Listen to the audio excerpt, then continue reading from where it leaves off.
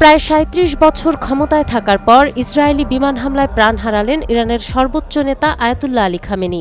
বিশ্লেষকরা বলছেন, খামেনির এই প্রস্থান মধ্যপ্রাচ্যের ভূ রাজনৈতিক সমীকরণকে খাদের কিনারায় নিয়ে গেছে। কিন্তু এমন প্রেক্ষাপটে মধ্যপ্রাচ্যের ভবিষ্যৎ আসলে কি? ইরান কি দীর্ঘস্থায়ী সংঘাতের পথে হাঁটবে, নাকি আসবে দেশটির শাসন ব্যবস্থায় বড় কোনো পরিবর্তন?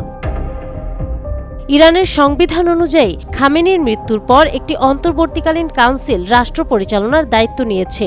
এই কাউন্সিলে রয়েছেন প্রেসিডেন্ট মাসুদ পেজেশকিয়ান, বিচার বিভাগীয় প্রধান গোলাম হোসেন মোহসেনিয়েজেই এবং গার্ডিয়ান কাউন্সিলের একজন আইনবিদ আলীরেজা আরাফি। তবে পর্দার আড়ালে শুরু হয়েছে ক্ষমতার ত্রিমুখী লড়াই। একদিকে প্রভাবশালী রেভলিউশনারি গার্ডস বা আইআরজিসি তাদের অবস্থান শক্ত করতে মরিয়া, অন্যদিকে খামেনির ছেলে মোজতবা খামেনিকে পরবর্তী উত্তরাধিকারী হিসেবে দেখা হচ্ছে। যদিও সাধারণ মানুষের মধ্যে এই পারিবারিক শাসন নিয়ে চরম ক্ষোভ রয়েছে।